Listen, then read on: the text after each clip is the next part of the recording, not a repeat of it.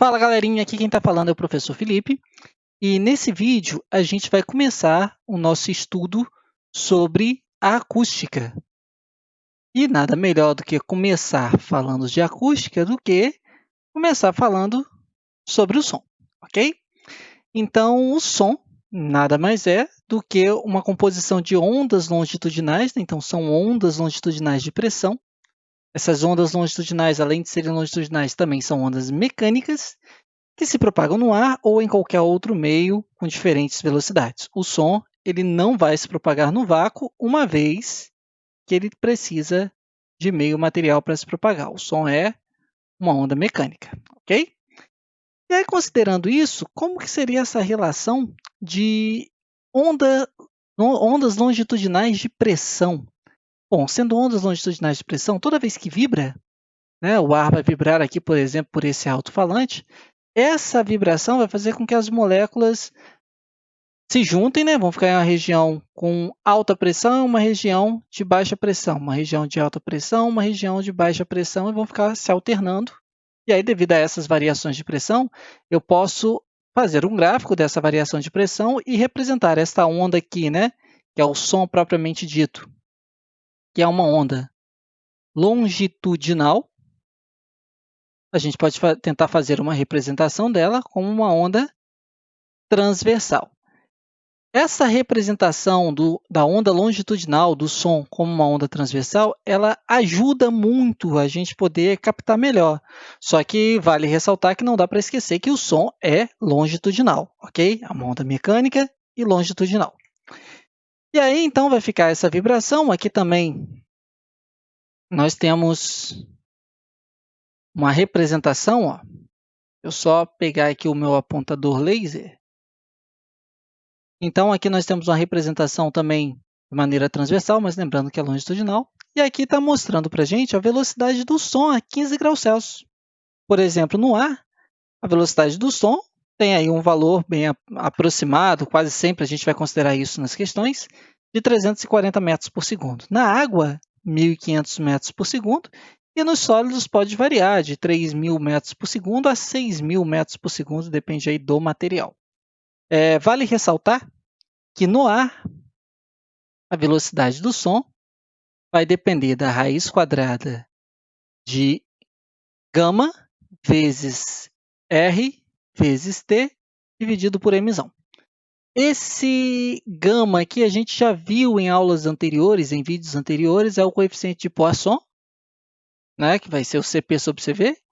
R é a constante universal dos gases, T é a temperatura medida em Kelvin e M é a massa molar. Nota que quanto maior a temperatura, maior vai ser a velocidade. Então, depende também ali da temperatura, ok?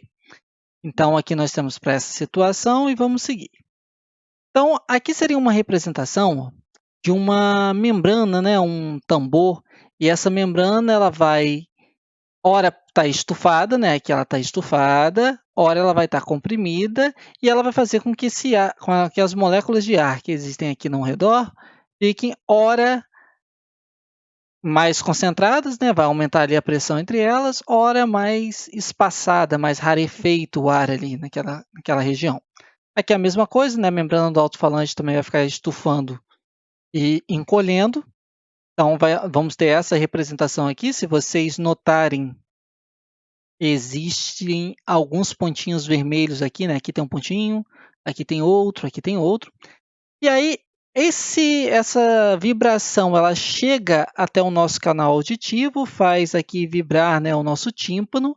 E aí nós temos a bigorna, o estribo e o martelo.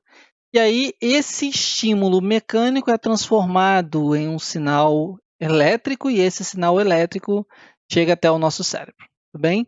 Lá para frente, quando a gente estudar sobre eletricidade, a gente passa a entender melhor um pouquinho esses pulsos elétricos que passam ali a interagir.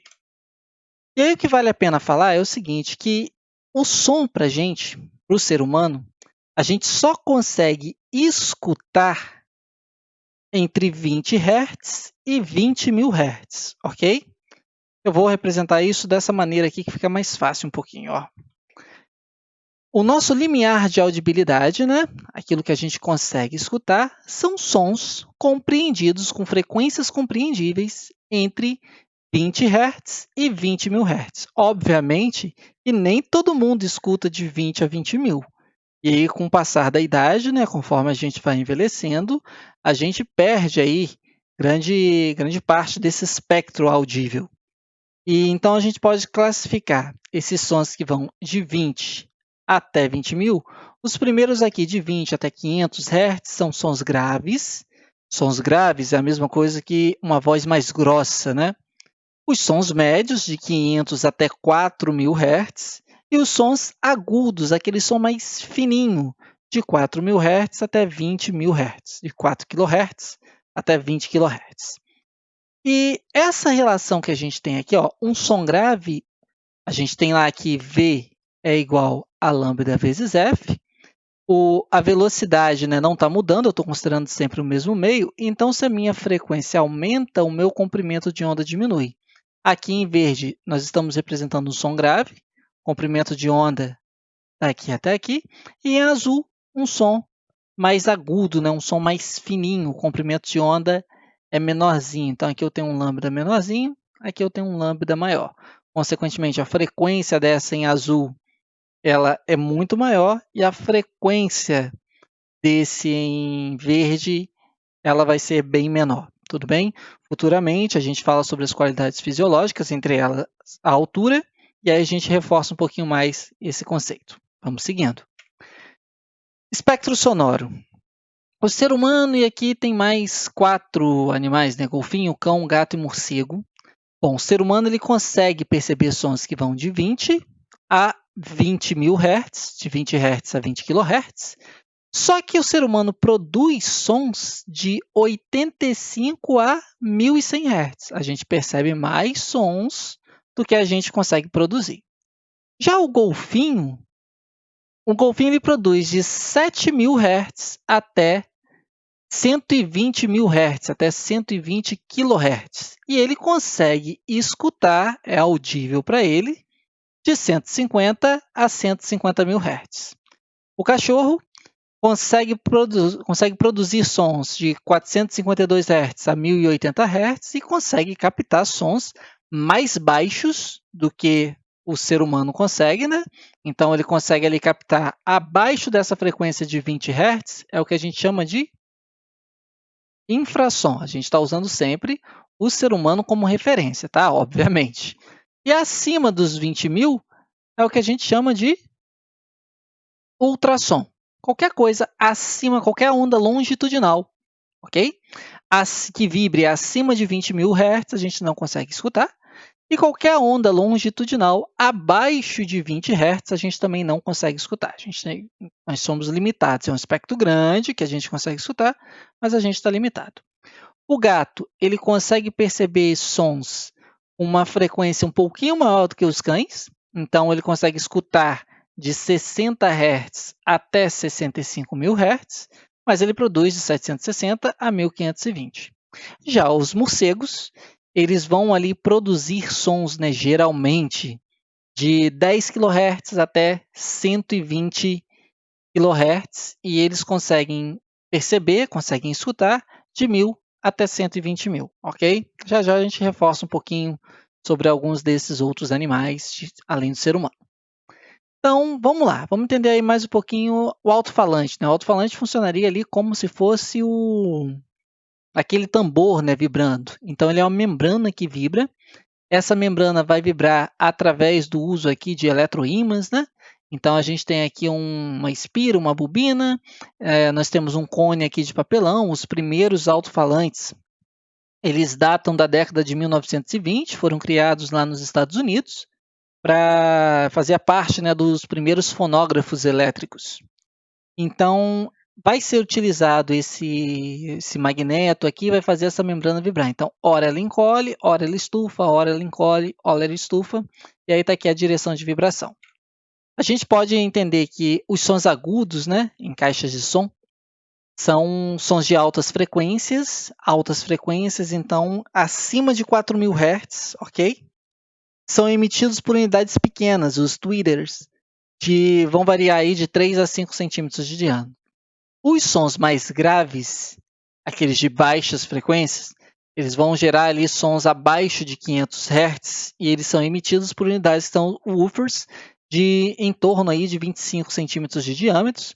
Já os sons intermediários, né, que vão de 500 a 4.000, são emitidos por unidades ali em torno de 15 centímetros de diâmetro. Só que a gente consegue encontrar um único alto-falante que emite aí sons médios e graves, né? Então, para saber o grave, para saber o médio, o agudo, a gente consegue ali alguns bons alto-falantes que fazem essa emissão simultânea. Bom, fenômenos que a gente já viu, tirando, obviamente, esse daqui, né, o efeito Doppler, a gente vai gastar um vídeo falando só sobre ele, tanto para o som quanto para a luz. Então, é um fenômeno totalmente aí importante para a gente, só que a gente só pode falar sobre ele depois de falar sobre a acústica. Eu acho que a gente fica com mais propriedade para isso. Então, nós temos reflexão, refração, interferência, ressonância, difração e efeito Doppler.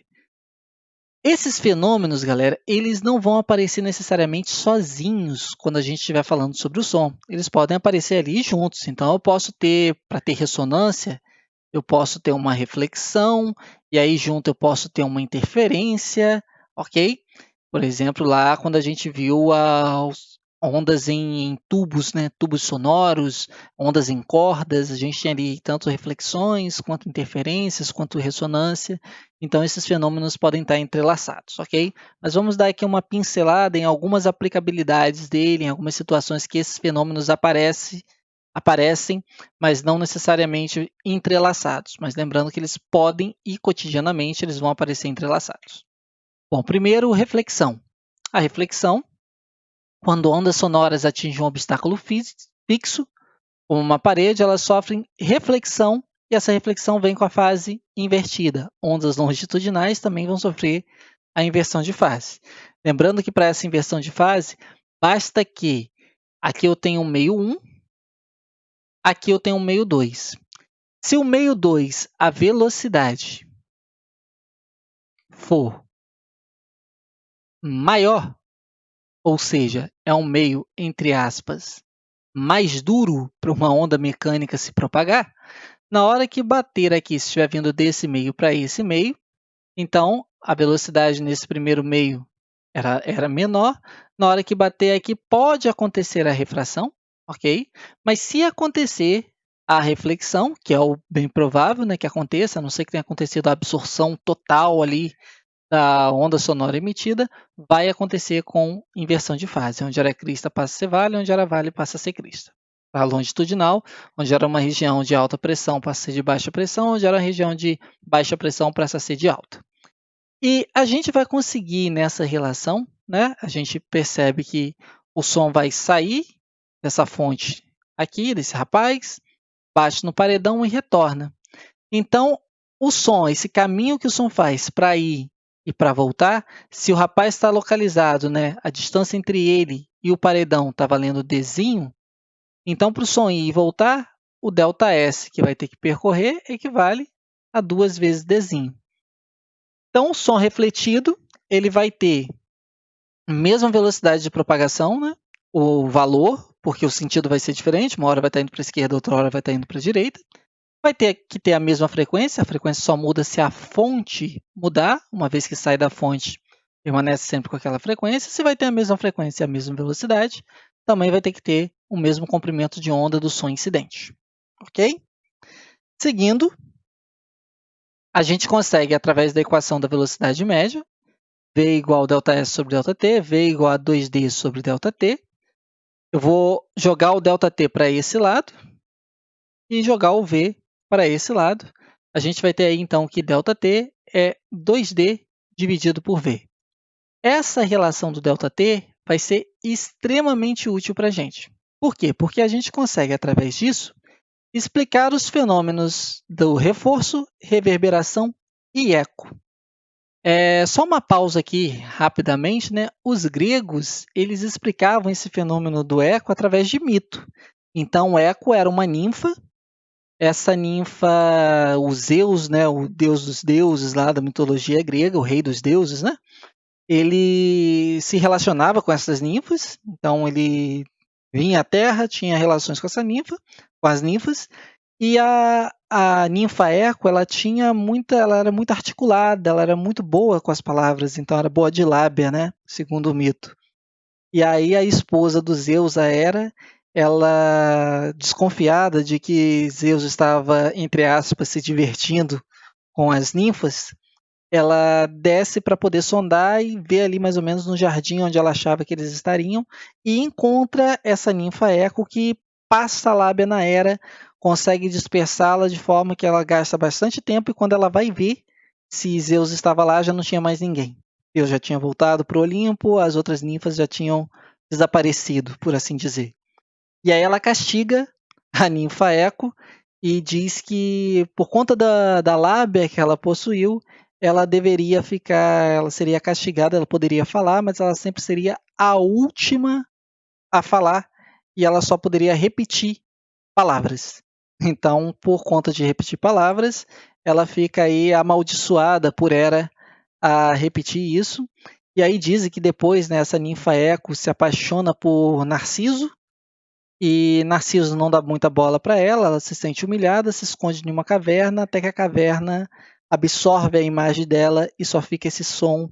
E por isso que os sons em cavernas têm essa relação. Né? A gente escuta o eco ao falar em uma caverna. Então seria essa explicação que os gregos dariam. Tirando a mitologia de lado, tirando essa história de lado, quando a gente recebe um som, vamos para o lado físico agora da situação. A sensação sonora causada por esse som, ela dura 1/10 de segundo, 0,1 segundo em nossos ouvidos, e isso é chamado de persistência acústica. E aí vai ser tudo em volta dessa persistência acústica. Se o tempo que leva para o som ir, para um som ser emitido e retornar, ele é desprezível, o que acontece aí é um reforço. A gente percebe um som mais intenso, né? Parece que ele está aumentando de volume. É como se você se tranca lá no seu banheiro para dar o seu show cantando no chuveiro. Então, pô, a acústica fica legal, fica bacana, é por conta disso. É porque tá batendo ali, retornando, o intervalo é pouco, então reforça. A sua voz, ela fica com uma intensidade, com um volume maior. Reverberação é quando esse intervalo de tempo entre o som que vai e o som que vem, o som direto e o som refletido, é menor do que 0,1 segundo. Não chega a 0, mas não chega também a 0,1. E o eco é quando esse som, o intervalo entre o som direto e o som refletido, o intervalo de tempo, for maior do que 0,1 segundo. Aqui nós temos alguns exemplos. Vou aumentar aqui o meu volume. Está em espanhol, tá? Esses exemplos aqui de som. Aqui nós temos um som sem eco. Vamos fazer um sem reverberação, no intervalo de tempo menor do que 0,1 segundo. Sonido sin reverberación. Então é um som purinho sem reverberação. Com reverberação. Sonido con reverberación. Parece que você está em um corredor muito longo e estreito. Então você percebe ali que dá uma ênfasezinha em cada fonema praticamente. E agora nós temos aqui um som sem eco. Sonido sin eco. E um som com eco. Como vai ser maior do que 0,1 segundo, a gente consegue escutar o finalzinho mesmo da palavra. Sonido con eco. Ok? Então essa vai ser a diferença entre reforço, reverberação e eco. Aqui é só uma outra relação, né? Já foi mostrada também para vocês, uma antenazinha que a pessoa pode falar, uma antena parabólica ou no formato ali de esfera, né? De um pedacinho aqui de esfera, uma antena esférica. Se a pessoa falar no foco, sem grande esforço, esse som pode ser propagado através aí da reflexão e ser escutado aqui no segundo foco, por exemplo. E essa relação pode ter aqui uma distância considerável, uns 50 metros e tal, que você consegue cochichar e do outro lado, no outro foco, a pessoa consegue escutar o seu cochicho e vice-versa. Com relação à reflexão, nós temos ainda duas outras aplicabilidades importantes, o sonar e o fenômeno da ecolocalização que alguns animais possuem. Bom, O que seria o sonar? Sound Navigation Rading. Significa localização por som na navegação. É um aparelho que transmite uma onda de ultrassom. Esse aparelho, ao transmitir essa onda de ultrassom, gasta um tempo para esse som chegar até um obstáculo e retornar. Então, ele consegue mapear quais são os obstáculos que existem e, por conta disso, consegue saber a distância que se encontra. Então, submarinos, também vão ter submarinos, navios pesqueiros, algumas coisas assim vão ter essa relação do sonar, alguns aviões vão fazer uso disso. Okay? Câmeras fotográficas, algumas delas também fazem uso do sonar, então também com a emissão de ondas de ultrassom. Não só ultrassom, tá? Para esse daqui com sistema de alto foco, mas algumas utilizam ondas no infravermelho. Só que aí, quando ela utiliza ondas no infravermelho, vai estar utilizando ondas eletromagnéticas, ok? Nessa relação aqui, para saber a distância que a pessoa está daqui para cá, é emitido então um ultrassom. Esse ultrassom bate na pessoa, retorna e aí o foco consegue ser ajustado. Já já a gente fala o porquê de utilizar o ultrassom aqui também. Bom, lá na frente a gente fala um pouquinho sobre isso. E com relação à ecolocalização, o morcego ele faz praticamente esse mesmo processo aqui do sonar. E aí essa relação para poder emitir aqui, o morcego obviamente não vai fazer apenas uso disso, mas também ele faz uso do efeito Doppler, que a gente vai falar ainda mais lá na frente. Então, morcego, golfinhos, não são todos os morcegos, tá? São subdivididos entre os morcegos micro e os mega. Dos mega morcegos, apenas uma espécie entre 100 e 150 aproximadamente, 180, é capaz de fazer a ecolocalização, ao contrário do que muitos pensam, os morcegos não são cegos.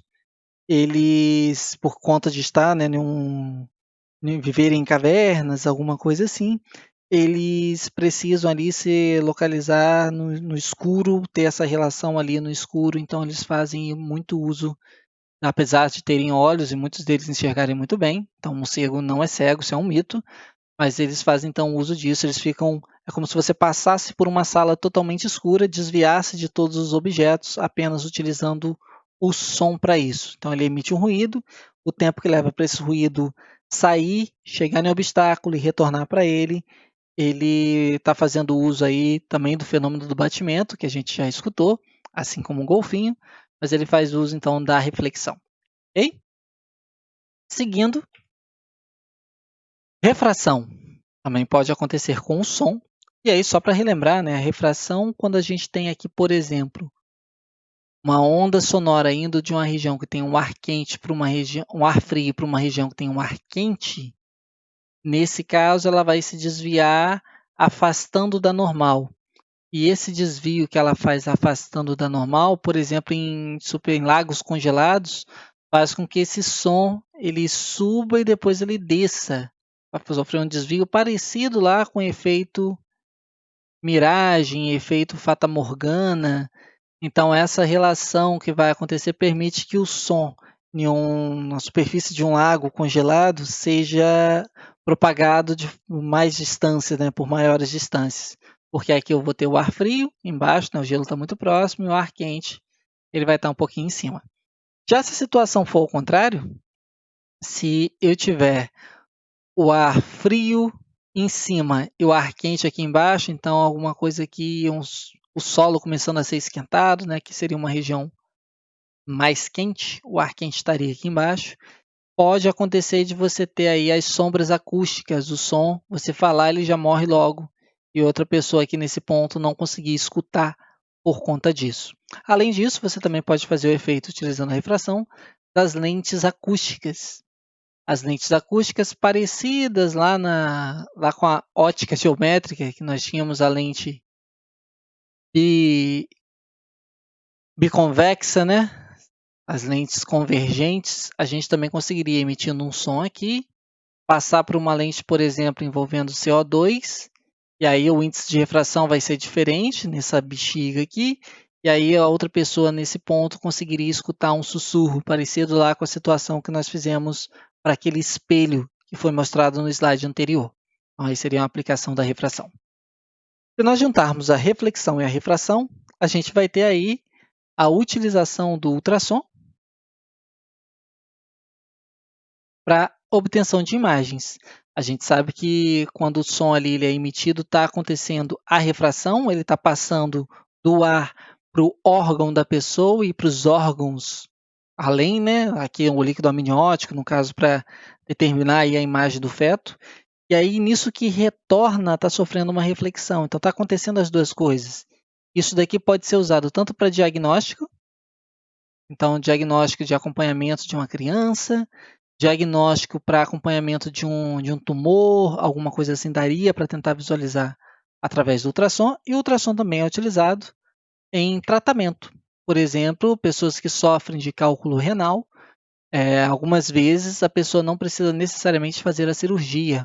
São direcionados, e esse procedimento chamado de litotripsia extracorpórea, e aí é direcionado aqui para esse caso a intensidade aumentada. Então, no ultrassom, por exemplo, para ver o desenvolvimento de bebê, a intensidade da ultrassom emitida, né, tem que ser, obviamente, acima de 20.000 Hz para isso. Então, está aí na casa dos megahertz. E essa intensidade é um pouquinho menor do que 10 a quarta watts por metro quadrado. Já para esse tipo de tratamento aqui, né, para o caso de um tratamento, a intensidade ela tem que ser alta. No caso, ela vai ser uma intensidade maior ou da mesma ordem de grandeza de 10 a sétima watts por metro quadrado, e a frequência é sempre maior do que 20.000 Hz, na casa dos megahertz, ok? E aí é direcionado, é bem direcionado para as pedras que a pessoa tem no rins, né, para os cálculos renais. E aí esses cálculos se fragmentam e nessa fragmentação consegue ser eliminado pela urina, o que não era possível antes. Então você tem ali uma aplicação direta para isso. E a gente já vê mais lá na frente também o porquê de usar o ultrassom e não o som ou um infrassom para isso, ok? Já nos próximos fenômenos a gente consegue acompanhar. Fenômeno da interferência, algumas coisas a gente já até viu, né? Então, você pode ter aí, para evitar ruído, né? Tentar amenizar ruídos, por exemplo, dentro de cabines de avião, ao ser emitido, por exemplo, um som de um ventilador, de uma turbina, você pode captar, através de um microfone, o ruído em si, como que é o formato da onda, através de um computador. Esse computador ele vai mandar esse sinal elétrico para um amplificador que vai inverter, onde era a crista é vale se é amplitude positiva, amplitude negativa. Então ele inverte e aí faz com que esses sinais elétricos, né, sejam emitidos aqui para um alto-falante, e esse alto-falante vai vibrar aqui em direção contrária, fazendo um anti-ruído. Então, se você tiver barulho com barulho, você consegue obter o silêncio. Então, dentro das cabines de aviões é uma das possibilidades de aplicação. A gente tem também, junto com a interferência, lá a situação do batimento, que a gente já viu, e aí o afinador de piano faz uso dele. Nós temos isso em vídeos aí passados. Nós temos a situação também utilizando a interferência dos instrumentos musicais, sejam eles de corda, né? Que aí não está só envolvido a interferência, está envolvida a interferência junto com a reflexão, tá bom? E nós temos os instrumentos de sopro também, como já foi visto em aulas passadas. Ressonância também está lá envolvido com os mesmos fenômenos, né? Com tanto ondas em cordas quanto ondas em tubos sonoros. Mas a ressonância, por exemplo, se nós temos aqui um gerador de áudio com amplificador, esse amplificador é ligado a uma caixa de som. Se a gente for fazendo uma varredura nas frequências, então aqui no botãozinho da frequência, e colocar essa caixa de som, essa caixa acústica próxima ao violão, a gente vai perceber que as cordas vão vibrar sem ninguém ter dedilhado elas, devido a esse fenômeno da ressonância. Assim também é possível, não é mito, tá bom? Conseguir quebrar uma taça desde que você emita o som que aquela taça possui, na frequência natural daquela taça, no mesmo tom, uma amplitude forte o suficiente para fazer a taça não só tremer, como vir a se estilhaçar. Então, a mesma coisa se nós tivermos um diapasão. Junto com esse diapasão, nós temos aqui uma espécie de caixa acústica. Essa vibração do diapasão vai vibrar o ar. Esse ar vibrando faz com que o diapasão B vibre também. Então, aí é uma das possibilidades. Lembrando que a ressonância, como já foi dito, também está envolvida lá para os instrumentos de corda e para os instrumentos de sopro, né? Ali dentro também vão acontecer ressonâncias. E para fechar, o fenômeno da difração. A difração é a capacidade que uma onda tem de contornar obstáculos. Então aqui esse camarada, ele consegue escutar o barulho desse carro, saber que tem um caminhão vindo, mesmo sem vê-lo, porque o som ele começa a fazer curva, ele vai fazer curva se propagando para cá, ele não vem apenas nessa direção aqui, né? Linha reta. Ele consegue contornar obstáculos desde que o diâmetro desse obstáculo, né, a largura desse obstáculo, tem ali a mesma ordem de grandeza e o comprimento de onda emitido. No caso do som, a gente vai possuir aí comprimentos de onda da ordem de 2 centímetros até 20 metros. Então, nós temos uma gama muito grande que consegue fazer esse contorno. Se nós tivermos uma difração por fenda, aqui no caso é uma difração por obstáculo, né? Poderia ser por fenda também. Nós tivermos uma difração por fenda e essa difração por fenda, o comprimento de onda for muito maior do que o obstáculo propriamente dito, né? Do que a fenda propriamente dita, o som ele passa a sofrer um espalhamento. Então, por isso são utilizados ultrassons lá para medicina, para o caso do tratamento, né, do cálculo renal, porque a gente consegue diminuir e aí de forma que esse comprimento de onda fique muito pequenininho, da mesma ordem da fenda ou da mesma ordem do obstáculo, e aí para não sofrer esse efeito da difração ou esse efeito do espalhamento, que é praticamente a mesma coisa, e poder ter apenas ali a reflexão ou a interação para ruir, no caso, né, do exemplo do cálculo renal, ok? Então essa é uma introdução, é o nosso pano de fundo aí para a acústica, a gente já entendeu um pouquinho o que é o som, e nos próximos vídeos a gente começa a falar das qualidades fisiológicas do som, dando ali um destaque para cada um deles, ok? Forte abraço, galera, e até a próxima videoaula.